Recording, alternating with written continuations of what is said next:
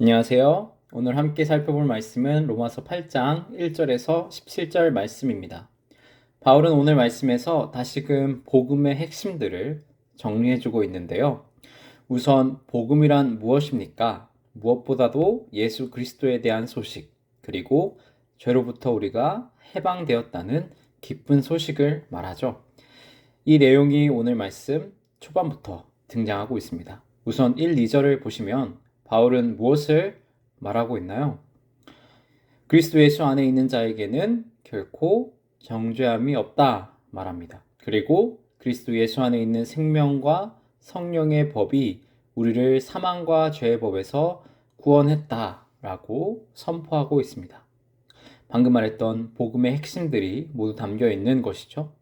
이어서 3절 내용을 보시면 이 모든 것을 결국 우리가 하는 것이 아니라 누가 한다 설명합니까?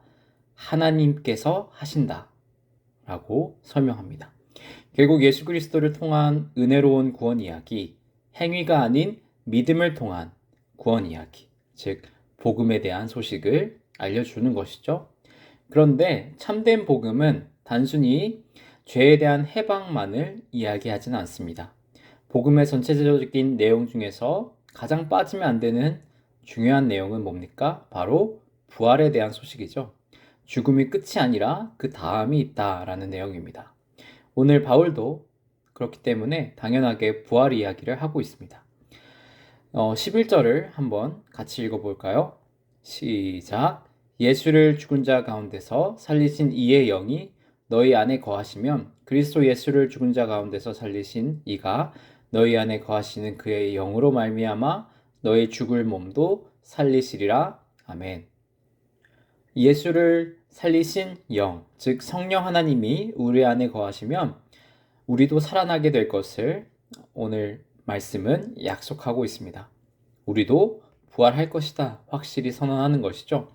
그러나 지금 이 본문에서 바울이 강조하는 것은 단순히 미래적인 사건만 이야기하는 것은 아닙니다.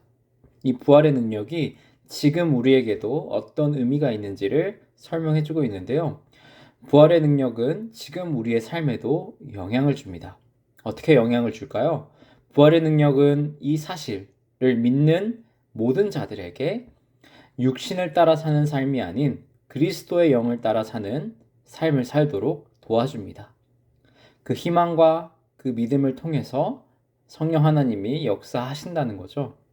바울은 이 내용을 조금 더 독특한 방법으로 우리에게 설명해주고 있는데요. 바로 우리가 양자의 영을 받는다라는 표현을 사용합니다. 양자의 영, 이것은 무엇일까요? 15절에 그 내용이 나오고 있는데 한번 같이 읽어보겠습니다. 시작. 너희는 다시 무서워하는 종의 영을 받지 아니하고 양자의 영을 받았으므로 우리가 아빠 아버지라고 부르짖느니라. 아멘. 네. 우리가 전에는 죽음과 죄의 노예가 되어서 하루하루를 두려움으로 살 수밖에 없었다. 바울은 설명합니다. 왜냐하면 우리는 죄로 인해서 종의 신분으로 살아야 했기 때문이죠. 죽음을 극복할 수 없고 죄에 매여서 항상 두려움에 사는 자였습니다. 하지만 부활의 능력을 믿음으로 우리는 새로운 신분으로 들어갔습니다. 바로 예수 그리스도 안에서 어떤 신분으로 변합니까? 이제 우리는 법적인 하나님의 영적인 자녀들. 물론 친아들은 아니죠. 친아들은 오직 맏아들 되시는 예수 그리스도뿐입니다. 하지만 우리는 적어도 양자의 영을 통해서 하나님을 아빠, 아버지라 부를 수 있는 영적인 하나님의 자녀들로 인정받았습니다. 특권을 받은 것이죠. 그 결과 우리는 더 이상 두려움에 사로잡혀 매일 떨 필요가 없습니다. 오히려 기쁨과 감사함으로 아버지를 찾을 수 있게 된 것이죠. 이것이 복음의 완성입니다. 하지만 이 복음의 진정한 완성은 우리가 죽고 나서 하나님 나라에 들어갈 때임을 잊어서도 안 되겠습니다. 그러므로 우리는 여전히 사단이 주인 노릇하려는 이 땅에서 하나님의 자녀로 어떻게 살아가야 할까 계속해서 고민하고 하나님 앞에 질문을 던져야 할 것입니다.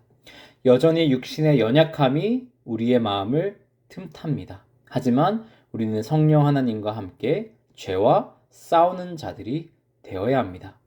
그러므로 이 땅에서의 삶은 오직 편안함과 안식의 길만 있는 것은 아니라고 바울은 경고하고 있습니다. 이 사실을 오늘 말씀에서도 강조하고 있죠. 바울은 17절에서 우리가 분명히 고난도 함께 받을 것임을 예고하고 있습니다. 17절을 볼까요? 뭐라고 말합니까? 자녀이면 또한 상속자, 곧 하나님의 상속자요 그리스도와 함께한 상속자니 우리가 그와 함께 영광을 받기 위하여 고난도 함께 받아야 할 것이니라. 바울은 고난을 예고합니다. 그러면서 또 다른 사실을 하나 알려주는데요. 하나님은 우리를 자녀인 동시에 하나님 나라의 상속자로 부르셨다는 것입니다. 중요한 것은 우리가 그리스도와 함께하는 상속자다라는 표현입니다. 이 모든 것은 예수님이 있기 때문에 가능하다라는 것이죠. 앞서 말한 양자의 영도 마찬가지였죠. 우리가 양자 되는 것은 맏아들 되시는 예수님께서 계시기 때문이었습니다. 상속자도 마찬가지죠. 우리는 예수님과 함께 예수 그리스도 안에서 하나님 나라에 들어갈 것입니다. 큰 영광이죠. 하지만 이 땅에서도 우리는 예수 그리스도와 함께 해야 합니다. 그리고 이 땅에서 그리스도와 함께 하는 것은 고난을 함께 받는 것입니다. 예수님께서도 이 땅에서는 고난을 받으셨고 그 고난을 이겨내셨습니다. 그러므로 하나님은 우리에게도 이 십자가를 지고 이 고난을 이겨내야 한다 명령하는 것이죠. 그 이유는 우리가 합당한 하나님 나라의 상속자가 돼야 하기 때문입니다. 우리는 단순히 아무 의미 없이 양자의 영을 받은 것이 아닙니다. 그저 수많은 자녀들 중에 한 사람이 아닙니다. 우리는 하나님 나라를 상속받을 하나님 나라의 상속자들입니다. 이것은 엄연히 다르죠. 생각해 보십시오. 사람들도 작은 사업이라도 물려주려고 한다면 자녀들 중에서 어떤 사람을 고르겠습니까? 더 똑똑하고 더 현명하고 내 말을 잘 듣는 자를 찾지 않습니까? 그리고 더욱 그에게 강력한 훈련을 요구하거나 더 많은 성실함과 태도를 요구할 것입니다. 사람도 그렇게 하는데 하나님은 어떻게 할까요? 내가 거룩하니 너희도 거룩하라고 명령하셨던 하나님의 뜻은 여전히 지금도 유효합니다. 하나님은 우리가 하나님의 뜻을 존중하고 예수 그리스도가 걸어가신 그 십자가의 길을 따라가며 하나님이 보시기에 합당한 상속자들이 되기를 원하십니다. 우리가 살아가는 이 삶이 하나님 나라를 상속받는 자가 되기 위한 훈련의 과정이기도 함을 꼭 기억하시길 바랍니다. 오늘도 하나님을 기쁘게 하는 삶을, 이 말씀을 반드시 기억하며 살아가는 우리 나눔교회가 되기를 축복하고 기도합니다. 아멘.